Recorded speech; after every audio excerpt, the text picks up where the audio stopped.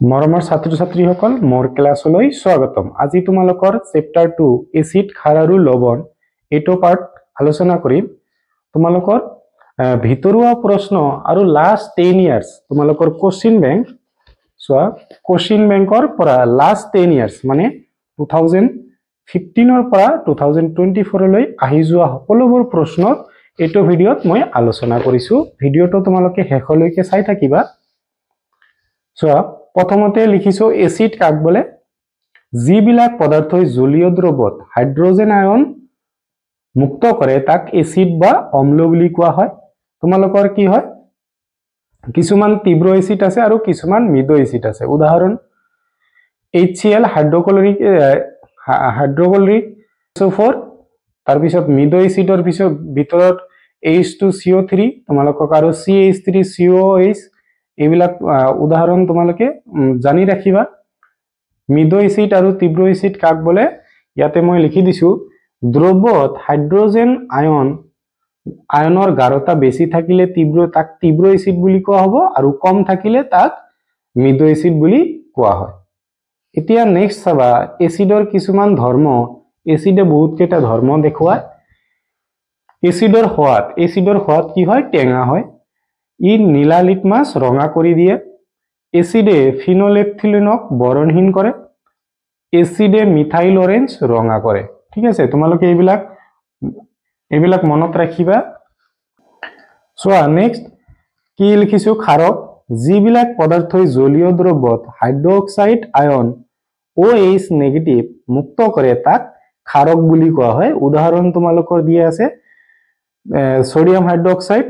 তীব্ৰ ক্ষাৰক আৰু মৃদু ক্ষাৰক মেগনেছিয়াম হাইড্ৰক্সাইড তোমালোকক দিয়া আছে মৃদু ক্ষাৰক। ঠিক আছে,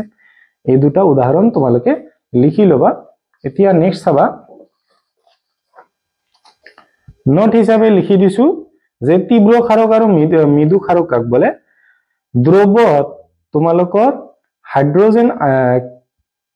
হাইড্ৰক্সাইড আয়নৰ গাঢ়তা বেছি থাকিলে তাক তীব্ৰ ক্ষাৰক বুলি কোৱা হয় আৰু কম থাকিলে তাক মৃদু ক্ষাৰক বুলি কোৱা হয়। ঠিক আছে, নেক্সট ক্ষাৰকৰ ধৰ্ম। ক্ষাৰকৰ সোৱাদ তিতা। এচিডৰ সোৱাদ হল টেঙা আৰু এইটো হল তিতা। ঠিক আছে,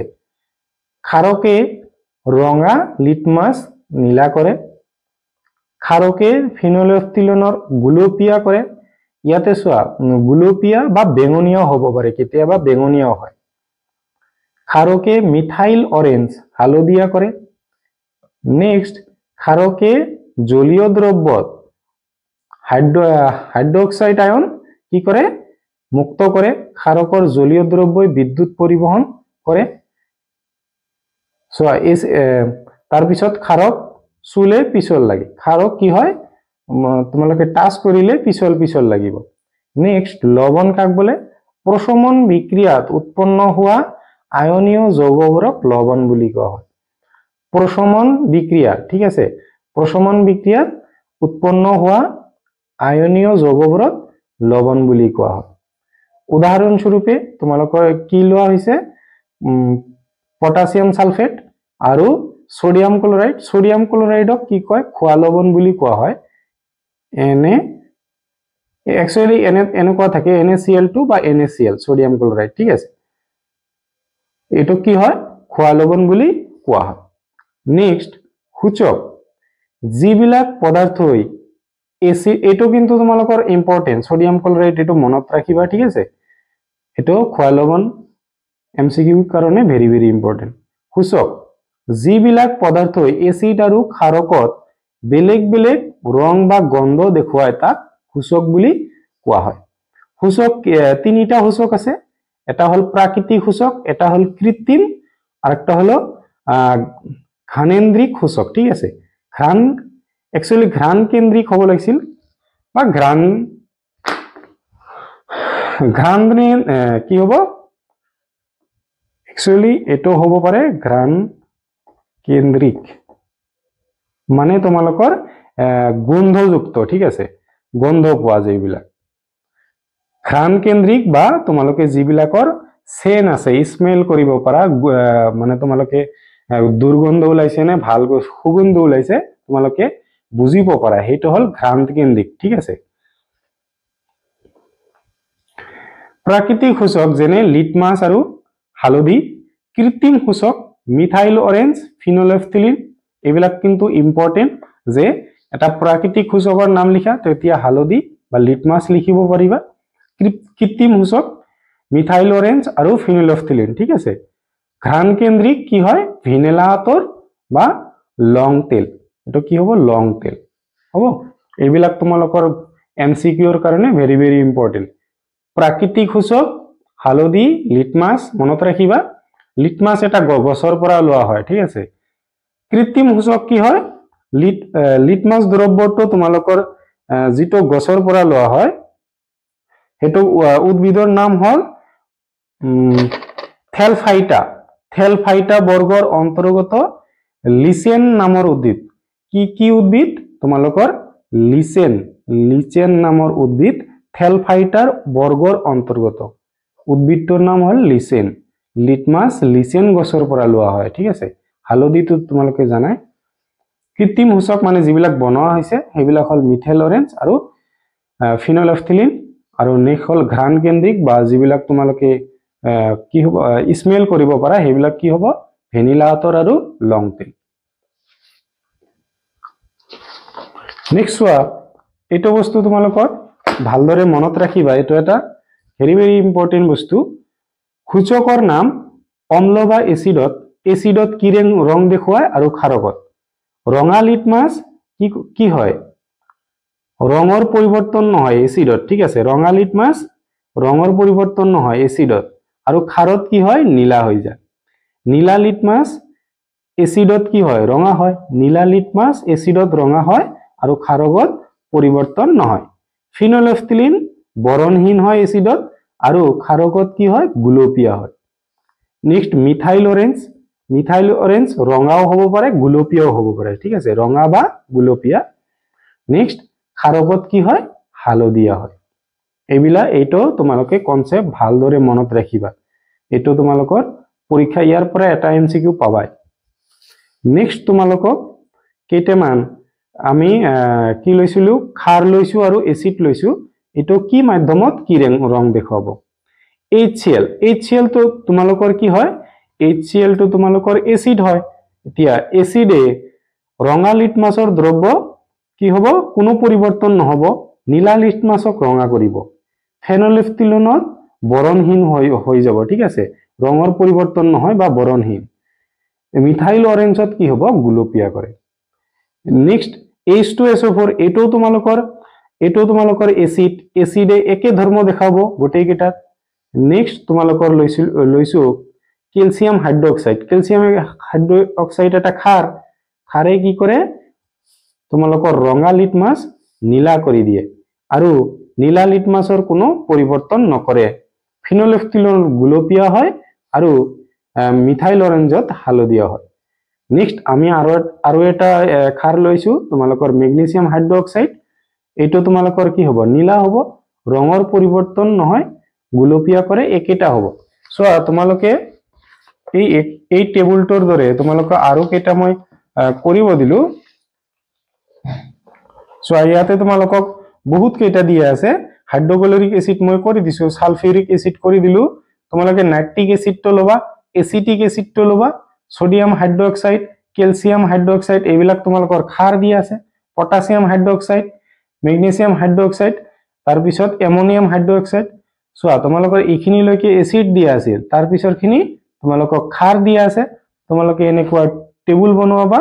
যে ৰঙা লিটমাছত কি কৰিব, নীলাত কি কৰিব, ফিনলেফথিলিনত কি কৰিব, মিথাইল অৰেঞ্জত কি কৰিব, তোমালোকে এইবিলাক লিখিব চেষ্টা কৰিবা। এইটো তোমালোকক হোমৱৰ্ক দিলো, ঠিক আছে। এতিয়া নেক্সট চাবা, এচিড আৰু ক্ষাৰকে ধাতুৰ সৈতে কিদৰে বিক্ৰিয়া কৰে উদাহৰণ দিয়া। তোমালোকৰ এইবিলাক অতিৰিক্ত প্ৰশ্ন। এচিড আৰু ক্ষাৰকে ধাতুৰ সৈতে বিক্ৰিয়া কৰি লৱণ আৰু হাইড্ৰজেন গেছ উৎপন্ন কৰে। চোৱা উদাহৰণত তোমালোকক কি লিয়া হৈছে, তোমালোকৰ জিংকৰ লগত সালফাৰ হাইড্ৰক্সাইড কি হৈছে, জিংক সালফেট প্লাস তোমালোকৰ হাইড্ৰজেন গেছ ওলাই গৈছে, এইটো তোমালোকৰ কি হয় এচিড হ'ব। নেক্সট তোমালোকৰ লৈছো, এইটো লৈছো ক্ষাৰ লৈছো আমি, সোডিয়াম হাইড্ৰক্সাইড, কি পাইছো সোডিয়াম জিংক অক্সাইড ঠিক আছে সোডিয়াম জিংক অক্সাইড আৰু হাইড্ৰোজেন আমি পাই গলো নেক্সট তোমালোকৰ কোশ্চেন দি আছে এটা পৰীক্ষা নলত চোৱা তোমালোকৰ এই যে এক্টিভিটি বা কাৰ্যকলাপবোৰ কিয় দিছো কাৰণ কাৰ্যকলাপবোৰ পৰীক্ষাত আহে আগতে আহি গৈছিল এতিয়া আৰু তো তোমালোকৰ যেটো নতুন সিলেবাস মতে এতিয়া তো আহিবই সবা এটা পৰীক্ষা নলত 5 ml মান লঘু সালফিউৰিক এসিড লৈ তাত কেইটপাল মান জিংকৰ টুকুৰা যোগ কৰা ঠিক আছে জিংকৰ টুকুৰাবোৰ পৃষ্ঠত কি দেখা পাবা ঠিক আছে এটো খ হ'ব দেখা উল্টা হৈছে দেখা পাবা 2 নম্বৰত কি কৈছে কি গেছ উৎপন্ন হ'ব 3 নম্বৰত বিক্ৰিয়াটোৰ সন্তুলিত ৰাসায়নিক সমীকৰণ লিখা আৰু 4 নম্বৰত বা ডি নম্বৰত তোমালোকক খুদিছে যে উৎপন্ন হোৱা গেছটো সাবন পানী মানে তোমালোকৰ সাবন পানীৰ মাজেৰে যাবলৈ দিলে কি দেখা পাবা সো কোশ্চেন বেলেগ কৈ তোমালোকক দিয়া থাকিব পাৰে মই 4টা দিছো ইয়াৰ পৰা 2টা দি দিল ঠিক আছে এনেকৈ আহিব পাৰে এনসাৰটো হ'ব সোৱা জিংকৰ টুকুৰাবোৰ পৃষ্ঠত গেছৰ বুদবুদ উৎপন্ন হ'ব জিংকৰ টুকুৰা পৃষ্ঠত কি দেখা পাবা বুদবুদ দেখা পাবা তোমালোকে যদি শর্টকাট লিখিব খোজা তেনেহলে বুদবুদ উৎপন্ন হয় এইখিনি লিখি দিলেও হ'ব নেক্সট প্ৰশ্নটো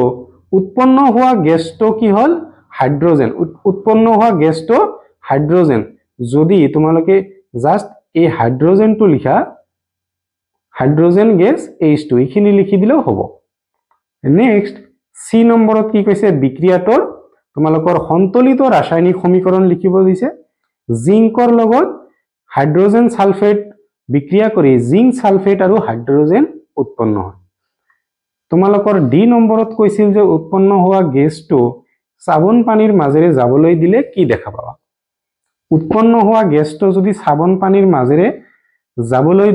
দিলে হাইড্ৰোজেন পূৰ্ণ সাবনৰ বুদবুদৰ সৃষ্টি কৰে হাইড্ৰোজেন পূৰ্ণ সাবনৰ কি কৰে বুদবুদৰ সৃষ্টি কৰে এইখিনি লিখিলে হৈ যাব তোমালোকৰ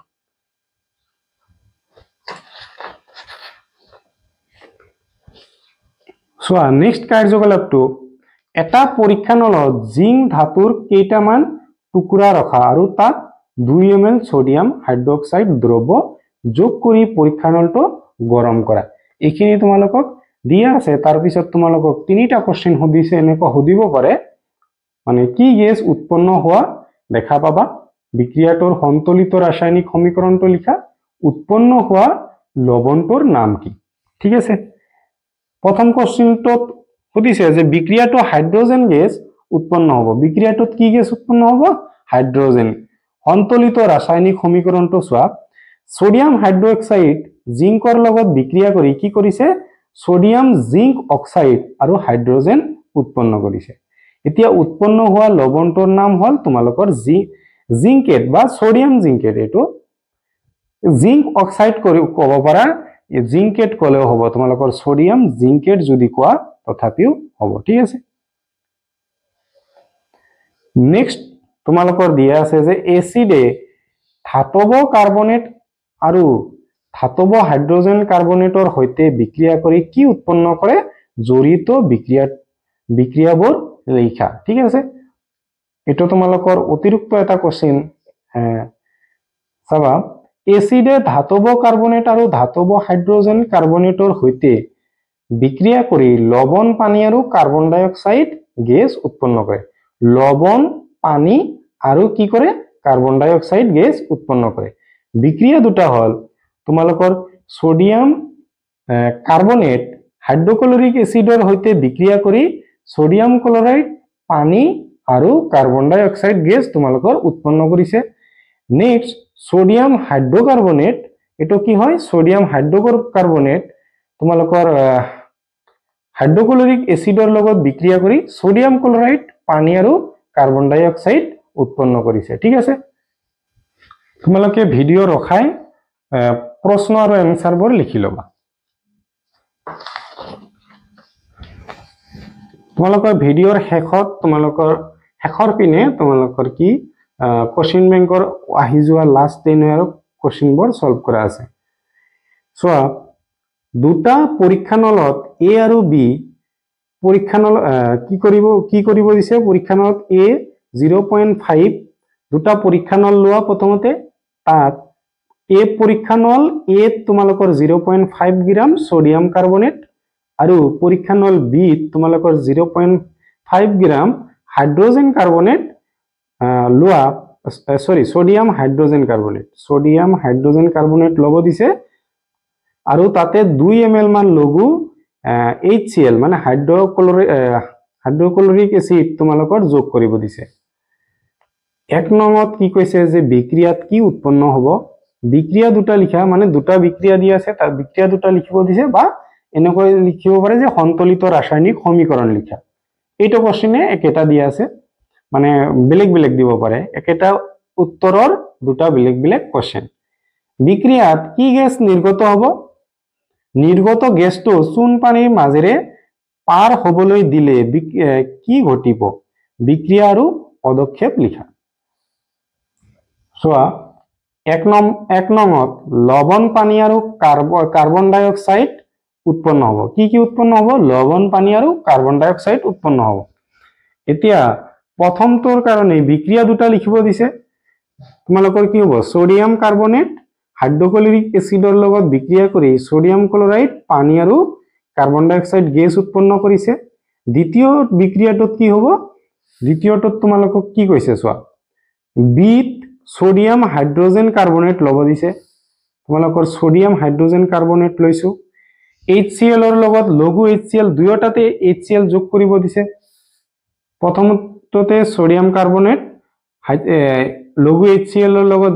বিক্ৰিয়া কৰি তোমালোকৰ সোডিয়াম ক্লোৰাইড পানী আৰু কাৰ্বন ডাই অক্সাইড উৎপন্ন কৰিল এতিয়া সোডিয়াম হাইড্ৰ কাৰ্বনেটৰ লগত তোমালোকৰ কি কৰিছে হাইড্ৰক্লৰিক এসিডে বিক্ৰিয়া কৰি সোডিয়াম ক্লোৰাইড পানী আৰু তোমালোকৰ কাৰ্বন ডাই অক্সাইড গেছ উৎপন্ন কৰিছে উৎপন্ন হোৱা গেছটো কি কাৰ্বন ডাই অক্সাইড বা নিৰ্গত হোৱা গেছ একেটা কোশ্চেন সুধিব পাৰে যে উৎপন্ন হোৱা গেছটোৰ নাম কি মই ইয়াতে নিৰ্গত বুলি লিখিছো একেটা কথাই নিৰ্গত গেছটোৰ নাম হল কাৰ্বন ডাই অক্সাইড এই গেছটো কাৰ্বন ডাই অক্সাইডৰ বগা অধ্যক্ষত পৰিব আচ্ছা নিৰ্গত গেছটো যদি চূন পানীৰ মাজেৰে পাৰ হ'ব দিয়া কি হ'ব ক্যালসিয়াম কাৰ্বনেট তোমালোকৰ CaCO3 এটা হল ক্যালসিয়াম কাৰ্বনেটৰ সংকেত ৰাসায়নিক সংকেত ক্যালসিয়াম কাৰ্বনেটৰ বগা অধ্যক্ষত পৰিব আৰু তোমালোকৰ বিক্ৰিয়াটো হল এইটো ক্যালসিয়াম হাইড্ৰক্সাইড এটো কি হয় শীতলিত চূন কাৰ্বন ডাই অক্সাইড গেছৰ মাজেৰে পাৰ হ'ব দিলে তোমালোকৰ কি হয় ক্যালসিয়াম কাৰ্বনেট বা এটো তোমালোকে কি ক'ব পাৰা এটো তোমালোকে মাৰ্বল বুলি ক'ব পাৰা বগা অধ্যক্ষেপ আৰু তোমালোকৰ পানী উৎপন্ন হ'ব অতিৰিক্ত কাৰ্বন ডাই অক্সাইড পঠিয়ালে এইটোৰ মাজেৰে যদি আকৌ কাৰ্বন ডাই অক্সাইড গেছ পঠিওৱা হয় এটো তোমালোকৰ এডিশনাল অতিৰিক্ত আহিব পাৰে যে এনেকুৱা কোশ্চেন আহিব পাৰে যে তোমালোকৰ কি ক্যালসিয়াম কাৰ্বনেটৰ মাজৰে সৰি তোমালোকৰ এনেকুৱা আহিব পাৰে যে কাৰ্বন ডাই অক্সাইডৰ গেছ অতিৰিক্ত কাৰ্বন ডাই অক্সাইড গেছ তোমালোকে চূণশিলৰ মাজেৰে পঠিয়ালে কি হ'ব এনেকুৱা কোশ্চেন আহিব পাৰে মানে কোশ্চেনটো এনেকুৱা আহিব পাৰে যে অতিৰিক্ত কাৰ্বন ডাই অক্সাইড গেছ তোমালোকৰ চূণ পানীৰ মাজেৰে পাৰ কৰিলে কি হয় ঠিক আছে প্ৰথমতে কাৰ্বন ডাই অক্সাইড গেছ পাৰ কৰিলে তোমালোকৰ বগা অধ্যক্ষেপ পাবা কি হয় ক্যালসিয়াম কাৰ্বনেটৰ নেক্সট যদি আৰু তোমালোকে কাৰ্বন ডাই অক্সাইড গেছ পাৰ কৰা ইয়াৰ মাজত তেনেহলে তোমালোকে পাবা ক্যালসিয়াম হাইড্ৰকাৰ্বনেট তোমালোকে ক্যালসিয়াম হাইড্ৰকাৰ্বনেট পাই যাবা আৰু এটো দুৰ্বিবিত বৰণহীন পদাৰ্থ এটো এটা দুৰ্বিবিত বৰণহীন মানে ইয়াৰ কোনো কালাৰ নাই পানীত দুৰ্বিবিত হৈ যাব ঠিক আছে ডিজেবল হৈ যাব তোমালোকে ভিডিও ৰখাই লিখি লবা নেক্সট তোমালোকৰ দিয়া আছে যে এটা পৰীক্ষা নলত 2 ml মান কি ল'ব দিছে লঘু সোডিয়াম হাইড্ৰক্সাইড দ্ৰব্য যোগ কৰা আৰু তাত দুটোপল ফিনলফথলিন দ্ৰব্য যোগ কৰা প্ৰথমতে এটো তোমালোকৰ কি আছে খাৰ আছে আচ্ছা খাৰত কি যোগ কৰিব দিছে ফিনলফথলিন দ্ৰব্যটোৰ ৰং কি হ'ব দ্ৰব্যটো লঘু HCl দ্ৰব্য যোগ কৰা মিশ্ৰটোৰ ৰং কি হ'ব তাৰ পিছত কৈছে যে এসিড যোগ কৰাৰ পাছত ফিনলফথলিনটোৰ ৰঙৰ পৰিৱৰ্তন কিয় ঘটিছিল তাৰ পিছত দিয়া আছে যে মিশ্ৰটোত সোডিয়াম হাইড্ৰক্সাইড দ্ৰব্য যোগ কৰিলে ফিনলফথলিনৰ বেগুনীয়া ৰং পুনৰ দেখা যাবনে নেক্সট প্ৰশ্নটো সুধিছে যে বিক্ৰিয়াটোৰ সন্তুলিত ৰাসায়নিক সমীকৰণ লিখা চোৱা এনেকুৱা বেলেগ বেলেগ প্ৰশ্ন হ'ব পাৰে ইয়াতে মই 5টা লিখিছো 5টা নাহিব পাৰে দুটা বা তিনিটা দি দিল 1 মাৰ্কৰ কাৰণে চোৱা প্ৰথমতে প্ৰশ্ন কি হ'ব তোমালোকৰ সোডিয়াম হাইড্ৰক্সাইডৰ মাজত HCl যোগ কৰিলে কি পাবা দ্ৰব্যটো গুলপীয়া বৰণ হৈ পৰিব নেক্সট সুধিছে যে HCl যোগ কৰাৰ পিছত কি হ'ব HCl যোগ কৰাৰ পিছত বৰণহীন হ'ব HCl যোগ কৰাৰ পিছত কি হ'ব বৰণহীন তাৰ পিছত এসিড যোগ কৰাৰ পিছত ফিনলফথলিনটোৰ ৰঙৰ পৰিৱৰ্তন কিয় ঘটিছিল কিয় ঘটিব কাৰণ হাইড্ৰক্লৰিক এসিডে তোমালোকৰ ক্ষাৰ বা সোডিয়াম হাইড্ৰক্সাইডক প্ৰশমিত কৰে সোডিয়াম হাইড্ৰক্সাইডক কি কৰিব প্ৰশমিত কৰে বা ব্যালেন্স কৰি দিয়ে ঠিক আছে নেক্সট তোমালোকৰ কি আছে 4 নম্বৰটো মিশ্ৰটোত সোডিয়াম হাইড্ৰক্সাইড দ্ৰব্য যোগ কৰিলে ফিনলফথলিনৰ বেগুনীয়া ৰং পুনৰ দেখা পোৱা যাবনে হয় বেগুনীয়া বা তোমালোকৰ এটো কি বেগুনীয়া বা এটো কি হ'ব তোমালোকৰ গুলপীয়া এক বেগুনীয়া ঠাইত যদি গুলপীয়া দিয়া থাকিল হয় তেতিয়াও তোমালোকৰ হয় বুলি লিখিব লাগিব ঠিক আছে বেগুনীয়া বা গুলপীয়া একেটা কথা তোমালোকে কালাৰ হিচাপত যদি যোৱা তেনেহলে তোমালোকে কবা যে বেগুনীয়া আৰু গুলপীয়া একেটা নহয় কিন্তু যদি তোমালোকৰ এই কেমিক্যাল ৰিঅ্যাকশনত যেতিয়া তোমালোকে বেগুনীয়া আৰু গুলপীয়াটো সেম কথা হৈ যায় ঠিক আছে নেক্সট বিক্ৰিয়াটোৰ সন্তুলিত ৰাসায়নিক সমীকৰণ লিখা তোমালোকৰ সোডিয়াম হাইড্ৰক্সাইডৰ মাজত হাইড্ৰক্লৰিক এসিড পাৰ কৰি দিলে বা যোগ কৰিলে তোমালোকৰ কি হয় সোডিয়াম ক্লোৰাইড আৰু তোমালোকৰ পানী উৎপন্ন হয় সোডিয়াম ক্লোৰাইড এটো কি হয় তোমালোকৰ খোৱা লৱণ নেক্সট তলৰ ৰাসায়নিক বিক্ৰিয়াটোৰ উৎপাদিত দ্ৰব্য লিখা এটো 2023 আহিছিল 1+1 এনেকৈ আহিছিল 1+1 2 এনেকৈ আছিল সোৱা CaCO3 তাৰ মানে ক্যালসিয়াম কাৰ্বনেট পানীৰ লগত বিক্ৰিয়া কৰি পানী প্লাস কাৰ্বন ডাই অক্সাইড ঠিক আছে তাৰ মানে তোমালোকৰ কি কৰা হৈছে কাৰ্বন ডাই অক্সাইড গেছ অতিৰিক্তভাৱে পাৰ কৰা হৈছে অলপ আগতে কলো অতিৰিক্তভাৱে পাৰ কৰিলে তোমালোকৰ কি হয় ক্যালসিয়াম হাইড্ৰকাৰ্বনেট ঠিক আছে এটো কি হয় এটা বৰণহীন অদক্ষেপ পৰে ঠিক আছে বৰণহীন অদক্ষেপ নেক্সট তোমালোকৰ দিয়া আছে সোডিয়াম কাৰ্বনেট পানীৰ লগত বিক্ৰিয়া কৰি কি কৰে কাপড় ধোৱা সোডা বা ইয়াক সোডিয়াম কাৰ্বনেট ডেকা হাইড্ৰেট বুলি কোৱা হয় ইয়াক কি কোৱা হয় সোডিয়াম কাৰ্বনেট ডেকা হাইড্ৰেট ঠিক আছে এটো তোমালোকৰ ইম্পৰ্টেন্ট তোমালোকে মনত ৰাখিবা যে কাপড় ধোৱা সোডাৰ সংকেতটো কি তোমালোকে এটো মনত ৰাখিবা 2023 ত আহিছে তোমালোকৰ কাৰণে ইম্পৰ্টেন্ট হয় নেক্সট আৰু এটা কোশ্চেন তোমালোকৰ 2019 ত আহিছে 2019 1+2 এনেকৈ আছিল 3 প্ৰশমন বিক্ৰিয়া কি দুটা উদাহৰণ দিয়া প্ৰশমন বিক্ৰিয়া কি বা প্ৰশমন বিক্ৰিয়া কাক বলে দুটা উদাহৰণ দিব দিছে সোৱা কি হ'ব যে এসিড আৰু ক্ষাৰকে পৰস্পৰৰ মাজত বিক্ৰিয়া কৰি লৱণ আৰু পানী উৎপন্ন কৰে এই বিক্ৰিয়াক প্ৰশমন বিক্ৰিয়া বুলি কোৱা হয় মানে এসিডে ক্ষাৰৰ লগত বিক্ৰিয়া কৰি লৱণ আৰু পানী উৎপন্ন কৰে এটো হল তোমালোকৰ প্ৰশমন বিক্ৰিয়া এতিয়া দুটা উদাহৰণ দিব কৈছে মই 4টা উদাহৰণ লিখি দিছো তোমালোকৰ যি দুটা ভাল লাগে লিখি লবা ঠিক আছে তোমালোকক দুটা উদাহৰণ দিব দিছিল মই 4টা দি দিছো তোমালোকৰ যিটো ভাল লাগে লিখি লবা নেক্সট প্ৰশ্ন এটা বিক্ৰিয়াত অলপমান কপাৰ অক্সাইড লোৱা আৰু কপাৰটো লৰাই থাকি তাত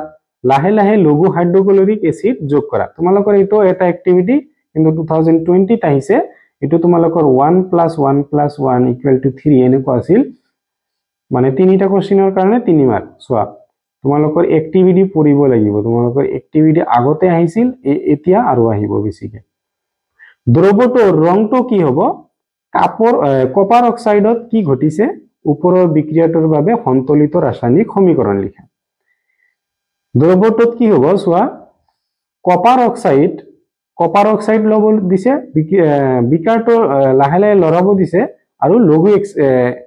হাইড্ৰক্লৰিক এসিড যোগ কৰিব দিছে নীলা হেউজিয়া হৈ পৰিব তোমালোকৰ কালাৰটো কি হ'ব নীলা হেউজিয়া হৈ পৰিব কপাৰ অক্সাইডত কি ঘটিছে কপাৰ অক্সাইড দ্ৰৱীভূত হৈ পৰে কপাৰ অক্সাইড কি হ'ব দ্ৰৱীভূত হৈ যাব আৰু বিক্ৰিয়াটো লিখিব দিছে copper oxide plus hydrochloric acid তোমালোকৰ কপাৰ ক্লোৰাইড প্লাস পানী তোমালোকৰ উৎপন্ন হৈছে ঠিক আছে তোমালোকে ভিডিও ৰখাই লিখি লবা নেক্সট প্ৰশ্নটো 2022 আহিছে সোয়া যে এসিড এটাৰ জলীয় দ্ৰৱই কিয় বিদ্যুৎ পৰিবহন কৰে ব্যাখ্যা কৰা সোয়া এটো এটা ইম্পৰ্টেন্ট কোৱেশ্চন তোমালোকৰ কাৰণে আহিব পাৰে 2022 আহিছিল 1+1 2 মাৰ্কৰ কাৰণে সৰি 1+1 নহয় ডাইৰেক্ট 2 আছিল এসিড আৰু পানী লগ হৈ হাইড্ৰোজেন আয়ন পানীৰ অণুৰ হৈতে লগ হৈ হাইড্ৰোনিয়াম H3O তোমালোকক কি কোৱা হয় হাইড্ৰোনিয়াম বুলি কোৱা হয় হাইড্ৰোনিয়াম হয় হাইড্ৰোজেন আয়নৰ কাৰণে এসিডৰ জলীয় দ্ৰৱই বিদ্যুৎ পৰিবহন কৰে ঠিক আছে এটা 2 মাৰ্কৰ কাৰণে 2022 আহিছিল তোমালোকে চাব পাৰা নেক্সট প্ৰশ্নটো অধাতু আৰু অক্সিজেনৰ মাজত যোজন হলে কোন প্ৰকাৰৰ অক্সাইড উৎপন্ন হয় 2017 আহিছে ঠিক আছে 1 মাৰ্কৰ কাৰণে 17 আহিছে অধাতু আৰু অক্সিজেনৰ মাজত যোজন হলে আম্লিক অক্সাইড উৎপন্ন হয় ঠিক আছে এনসাৰটো কি হল আম্লিক অক্সাইড এটা তোমালোকৰ এমসিকিউৰ কাৰণেও দিব পাৰে আম্লিক অক্সাইড মনত ৰাখিবা 1 মাৰ্কৰ কাৰণে 2017 আহিছে এটা দ্ৰৱ গুৰি কৰি লোৱা কণীৰ খোলাৰে হৈতে বিক্ৰিয়া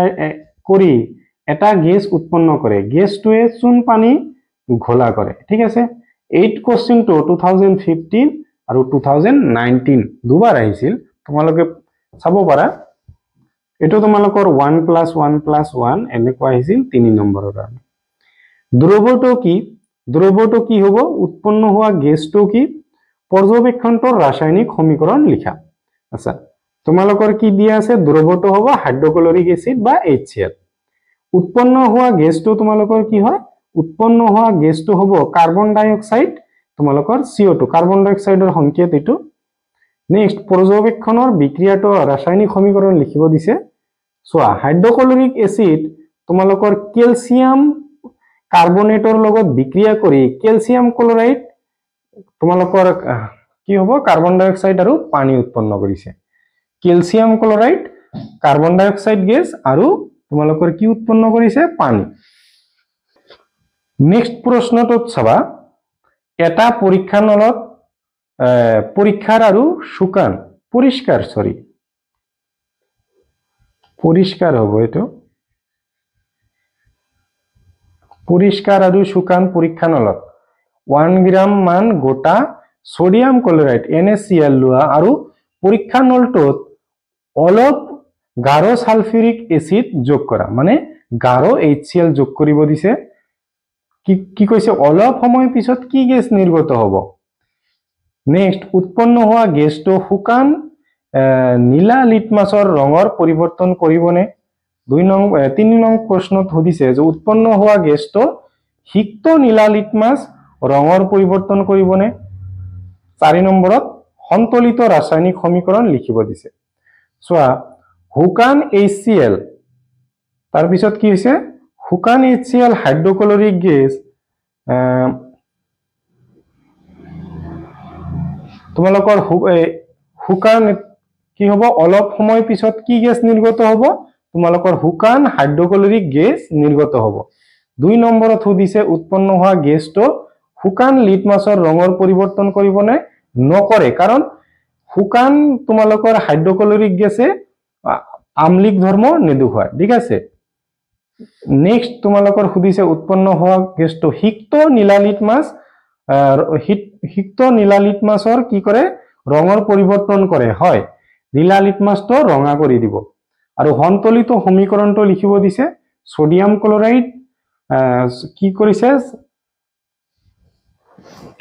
হাইড্ৰোজেন সালফেটৰ লগত বিক্ৰিয়া কৰি তোমালোকৰ উৎপন্ন কৰিছে সোডিয়াম সালফেট আৰু শুকান হাইড্ৰোক্লোৰিক এসিড নেক্সট প্ৰশ্নটো তোমালোকৰ বহুবাৰ আহিছে এটো 20 ত লিখিছো অলপ এটো 15 ত আহিছে তাৰ পিছত আৰু আহিছে তোমালোকৰ 17 ত আহিছে এটো 15 ত আহিছে 17 ত আহিছে আৰু 20 ত আহিছে তোমালোকৰ 2 মাৰ্কৰ কাৰণে এটো ভেৰি ইম্পৰ্টেন্ট এটা কোশ্চেন তোমালোকৰ কাৰণে তোমাৰ হাতত A আৰু B দুটা দ্ৰব্য আছে দ্ৰব্য A ৰ pH ৰ মান 6 আৰু দ্ৰব্য B ৰ pH ৰ মান 8 কোনটো দ্ৰব্যত হাইড্ৰোজেন আয়নৰ গাঢ়তা বেছি কোনটো আমলিক আৰু কোনটো ক্ষাৰকীয় সো তোমালোকক একেবাৰে ডেসক্ৰাইব কৰি লিখি দিছো দ্ৰব্য A ত হাইড্ৰোজেন আয়নৰ গাঢ়তা বেছি হ'ব কাৰণ pH ৰ মান কম হলে আয়নৰ গাঢ়তা বেছি হয় ঠিক আছে তোমালোকে যদি এই কাৰণটো নিলিখা তথাপিও হ'ব ঠিক আছে কাৰণ ইয়াতে আমাক কাৰণ লিখিব দিয়া নাই 2 মাৰ্কৰ কাৰণে এটো লিখিলে হ'ব মানে আৰু লিখিব লাগিব কাৰণটো নিলিখিলে হ'ব যেহেতু এৰ মান এৰ pH ৰ মান তোমালোকৰ কি আছে 6 আৰু B ৰ pH ৰ মান 8 গতিকে দ্ৰব্য A ত হাইড্ৰোজেন আয়নৰ গাঢ়তা B ৰ তুলনাত বেছি হ'ব ঠিক আছে এইখিনি হল তোমালোকৰ এইখিনিৰ উত্তৰ নেক্সট কোনটো আমলিক আৰু কোনটো ক্ষাৰকীয় সোয়া এটো তোমালোকে ইয়াতে লিখা আছে দ্ৰব্য A আমলিক আৰু দ্ৰব্য B ক্ষাৰকীয় হ'ব এইখিনি যদি লিখা তথাপিও হ'ব তথাপিও মানে হ'বই নেক্সট এইখিনি তোমালোকক এডিশনাল লিখি দিছো কাৰণ pH ৰ মান 7 তকৈ কম হলে দ্ৰব্যটো আমলিক pH ৰ মান 7 তকৈ কম হলে দ্ৰব্যটো আমলিক আৰু pH ৰ মান 7 তকৈ বেছি হলে দ্ৰব্যটো ক্ষাৰকীয় হয় এটো তোমালোকৰ যাতে কনসেপ্টটো ক্লিয়াৰ হয় এই কাৰণে লিখি দিছো ঠিক আছে নহলে তোমালোকৰ প্ৰশ্নৰ উত্তৰ প্ৰথমতে এইটো লাইন লিখিবা তাৰ পিছত এই যিহেতুৰ পৰা এই দুটা লাইন লিখিবা আৰু শেষত এই দ্ৰব্য এই বি ক্ষাৰকীয় হ'ব এইখিনি লিখি দিবা তোমালোকৰ কনসেপ্ট যাতে ক্লিয়াৰ হয় এই কাৰণে এই লাইন দুটা আৰু ইয়াতে এই লাইনটো লিখি দিছো নেক্সট প্ৰশ্নত সুধিছে যে 10 ml পানীৰ লগত তোমালোকৰ কি দিছে হাইড্ৰোজেন সালফেট যোগ কৰা আৰু লাহে লাহে লৰুৱা উষ্ণতাৰ পৰিৱৰ্তন ঘটেনে এটো তাপবৰ্জী নে তাপগ্ৰাহী বিক্ৰিয়া সন্তলিত ৰাসায়নিক সমীকৰণ লিখা উষ্ণতা বাঢ়ি যাব তোমালোকৰ কি হ'ব হয় উষ্ণতা বাঢ়ি যায় এটো এটা তাপবৰ্জী বিক্ৰিয়া নেক্সট তোমালোকৰ কি হ'ব হাইড্ৰোজেন সালফেটৰ লগত পানী যোগ কৰা হৈছে কি হ'ব হাইড্ৰোনিয়াম আৰু হাইড্ৰো সালফেট তোমালোকৰ উৎপন্ন হ'ব এটো কি কোৱা হয় হাইড্ৰোনিয়াম ঠিক আছে অসমীয়াত লিখিব এনেকৈ হাইড্ৰোনিয়াম নেক্সট লঘুকৰণ কাক বুলি কোৱা হয় লঘুকৰণ তোমালোকৰ কি হ'ব এসিড বা ক্ষাৰক পানীৰে হৈতে মিহলালে প্ৰতি একক আয়তনত আয়ন তোমালোকৰ কি হয় হাইড্ৰোনিয়াম আয়ন আৰু হাইড্ৰক্সাইড আয়নৰ গাঢ়তা হ্ৰাস পায় এনে প্ৰক্ৰিয়াক লঘুকৰণ বুলি কোৱা হয় সোয়া এসিডক কৰিলে তোমালোকৰ কি হ'ব এইটো হ'ব হাইড্ৰোনিয়াম আয়নৰ গাঢ়তা কমি যাব আৰু ক্ষাৰকত কৰিলে তোমালোকৰ কি হ'ব হাইড্ৰক্সাইড আয়নৰ গাঢ়তা কমি যাব তোমালোকৰ ইয়াৰ পৰা এটা কোশ্চেন আহিব পাৰে যে এসিডক লঘুকৰণ কৰিলে কাৰ গাঢ়তা কমে তোমালোকৰ হাইড্ৰোনিয়াম আয়নৰ গাঢ়তা কমে আৰু ক্ষাৰকত কৰিলে তোমালোকৰ হাইড্ৰোজেন অক্সাইডৰ গাঢ়তা কমি যায় ঠিক আছে এনে প্ৰক্ৰিয়াক লঘুকৰণ বুলি কোৱা হয় এসিড বা ক্ষাৰটো লঘু হোৱা বুলি কোৱা হয় ঠিক আছে নেক্সট প্ৰশ্নটো 2015 ত আহিছিল যে pH কাক বলে দ্ৰব্যত হাইড্ৰোজেন আয়নৰ গাঢ়তা পৰিমাণৰ বাবে এবিধ স্কেল এটো ক আছে তোমালোকৰ স্কেল উদ্ভাৱন কৰা হৈছে এই স্কেলক pH স্কেল বলা হয় তোমালোকে ভিডিও ৰখাই লিখি লবা নেক্সট এটো মই অলপ আগতে দিছো যে pH ৰ মান 7 তকৈ বেছি হলে দ্ৰব্যটো ক্ষাৰকীয় আৰু pH ৰ মান 7 তকৈ কম হলে বস্তুটো কি হ'ব আম্লিক হৈ যাব আৰু 7 থাকিলে এক্সাক্ট 7 যদি থাকে তেনে হলে কি হ'ব প্ৰশমন মানে ব্যালেন্স হৈ থাকিব তাতে এসিড বৰ্ষণ কি ই আমাৰ জলজ জীৱৰ ওপৰত কেনেদৰে প্ৰভাৱ বিস্তাৰ কৰে এটো 2 মাৰ্কৰ কাৰণে 2022 ত আহিছে বৰ্ষণৰ পানীৰ pH ৰ মান 5.6 ৰ কম হলে তাক এসিড বৰ্ষণ বুলি কোৱা হয় এসিড বৰ্ষণ ইয়াতে তোমালোকৰ দি আছে এসিড বৰ্ষণৰ পানী নদীলৈ বৈ গলে নদীৰ পানীৰ pH হ্ৰাস পায় এসিড বৰ্ষণৰ পানী নদীলৈ গলে মানে যত যাব তাৰ পানীৰ pH হ্ৰাস পাই যাব ঠিক আছে এনেকুৱা নদীত জলজ জীৱ জীয়াই থকাটো জীয়াই হস্যই হ'ব এটো জীয়াই থকাটো তো কঠিন হ'ব কঠিন হৈ পৰে নেক্সট তোমালোকক দিয়া আছে যে এটো 2019 ত আহিছে 2019 নত তোমালোকৰ 2 মাৰ্কৰ কাৰণে আহিছিল যে তোমালোকক তিনিটা পৰীক্ষা নল দিয়া হৈছে হিহতৰ এটা পাতিত পানী বা ডিস্টিল ওয়াটাৰ আৰু আন দুটাত ক্ৰমে এটা এসিড দ্ৰব্য আৰু আন এটা ক্ষাৰকীয় দ্ৰব্য আছে যদি তোমাক কেৱল ৰঙা লিটমাছ কাগজ দিয়া হয় তেন্তে প্ৰতিটো পৰীক্ষা নলত থকা দ্ৰব্যসমূহ কিদৰে চিনাক্ত কৰিবা ঠিক আছে তোমালোকৰ 2019 ত আহি গৈছে কোশ্চেনটো পাতিত পানী বা ডিস্টিল ওয়াটাৰ লিটমাছৰ কোনো ৰঙৰ পৰিৱৰ্তন নকৰে সো এইখিনি মই তোমালোকৰ কনসেপ্টৰ কাৰণে লিখিছো যে এসিডে নীলা লিটমাছক ৰঙা কৰে এটো তোমালোকৰ কোশ্চেনৰ উত্তৰত লিখিব নালাগে ঠিক আছে কোশ্চেনৰ উত্তৰত কি হ'ব ক্ষাৰকত ৰঙা লিটমাছক নীলা কৰে আৰু এসিডে ৰঙা লিটমাছৰ কোনো পৰিৱৰ্তন নকৰে ঠিক আছে নীলা লিটমাছক ৰঙা কৰিব কিন্তু অলৰেডি ৰঙা দিয়া আছে ৰঙা আৰু ৰঙা নকৰে ঠিক আছে নেক্সট হাইড্ৰক্লোৰিক এসিড আৰু সোডিয়াম হাইড্ৰক্সাইড লগ লাগি গঠন হোৱা লৱণটোক সোডিয়াম ক্লোৰাইড বুলি কোৱা হয় সো আমি যে খোৱা লৱণটো এটো কি হয় হাইড্ৰক্লোৰিক এসিড আৰু তোমালোকৰ সোডিয়াম হাইড্ৰক্সাইড লগ লাগি গঠন হোৱা লৱণটোক সোডিয়াম ক্লোৰাইড বুলি কোৱা হয় তোমালোকৰ বিক্ৰিয়াটো কি হ'ব তোমালোকৰ সোডিয়াম হাইড্ৰক্সাইড আৰু HCl লগ লাগি কি হয় সোডিয়াম ক্লোৰাইড আৰু পানী উৎপন্ন হ'ব ঠিক আছে নেক্সট প্ৰশ্নত সুধিছে যে ব্ৰাইন কাক বোলে এটো 2020 ত আহিছে তোমালোকৰ 3 মাৰ্কৰ কাৰণে আহিছে মাৰ্কিং সিস্টেমটো এনেকুৱা আছিল 1 + 1 + 1 = 3 এনেকুৱা আছিল ঠিক আছে এটো মাৰ্কিং হয় এটো आंसर নহয় ব্ৰাইন কাক বোলে ইয়াৰ এই ব্ৰাইনৰ মাজেৰে বিদ্যুৎ প্ৰবাহিত কৰিলে মানে ব্ৰাইনৰ মাজত যদি বিদ্যুৎ চালিত কৰা হয় তেনে হলে পদাৰ্থ কি উৎপন্ন হ'ব ওপৰৰ বিক্ৰিয়াটোৰ বাবে সন্তলিত ৰাসায়নিক সমীকৰণ লিখা এতিয়া সোডিয়াম ক্লোৰাইডৰ এটা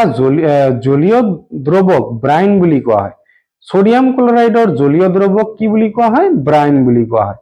ব্ৰাইনৰ মাজেৰে বিদ্যুৎ প্ৰবাহিত কৰিলে বিয়োজিত হৈ সোডিয়াম হাইড্ৰক্সাইড তোমালোকৰ কি হয় হাইড্ৰক্সাইড ঠিক আছে হাইড্ৰক্সাইড উৎপন্ন হয় ঠিক আছে নেক্সট সোডিয়াম ক্লোৰাইডৰ মাজত তোমালোকৰ কি হল পানী পাৰ হ'ব দিলে কি হয় সোডিয়াম হাইড্ৰক্সাইড ক্লোৰিন আৰু তোমালোকৰ কি উৎপন্ন হয় পানী কি H2 গেছ উৎপন্ন হয় এটো তোমালোকৰ 20 ত আহিছিল ব্ৰাইন কাক বোলে সোৱা এমসিকিউ হিচাপে আহিব পাৰে ব্ৰাইনৰ আন এটা নাম তোমালোকৰ সোডিয়াম ক্লোৰাইডৰ এটা জলীয় দ্ৰৱ নেক্সট তোমালোকৰ 23 ত আহিছে এটো তোমালোকৰ 3 মাৰ্কৰ কাৰণে 1 + 2 এটো তোমালোকৰ ইম্পৰ্টেন্ট হয় 23 ত আহিছে ভালদৰে চাই যাবা যে ব্লিচিং পাউডাৰ প্ৰস্তুতিকৰণ এটা পদ্ধতি লিখা মানে পদ্ধতিটো লিখিব দিছে ব্লিচিং পাউডাৰৰ দুটা ব্যৱহাৰ লিখিব দিছে সুখান শীতলিত চূনৰ মাজেৰে ক্লোৰিন গেছ পাৰ হ'বলৈ দিলে ব্লিচিং পাউডাৰ প্ৰস্তুত হয় এইটোই তোমালোকৰ হ'ব পদ্ধতিটো ঠিক আছে এটা কোশ্চেন এনেকৈ আহিব পাৰে যে ব্লিচিং পাউডাৰ প্ৰস্তুতিকৰণ লিখা ঠিক আছে ইয়াতে প্ৰস্তুতিকৰণৰ এটা পদ্ধতি লিখিব দিছে ডাইৰেক্ট এনেকৈ আহিব পাৰে যে ব্লিচিং পাউডাৰৰ প্ৰস্তুতিকৰণটো লিখা ঠিক আছে তেতিয়াও তোমালোকৰ এইটোই হ'ব আৰু ব্যৱহাৰ হল খোৱা পানী বীজাণুমুক্ত কৰিবলৈ ৰাসায়নিক উদ্যোগত জাৰক পদাৰ্থ হিচাপে ব্যৱহাৰ কৰা হয় ইয়াতে তোমালোকক এটা মই লিখি দিছো চোৱা এটো তোমালোকৰ কি হয় হিতলিত চূন বা কাৰ্বন হাইড্ৰক্সাইড কি হৈছে ক্লোৰাইডৰ লগত বিক্ৰিয়া কৰি কি হৈছে CO2 ইয়াক কি কোৱা হয় ক্যালসিয়াম অক্সিক্লোৰাইড আৰু পানী ক্যালসিয়াম অক্সিক্লোৰাইডৰ আন এটা নাম হ'ল ব্লিচিং পাউডাৰ হ'ব তোমালোকে মনত ৰাখিবা ক্যালসিয়াম অক্সিক্লোৰাইড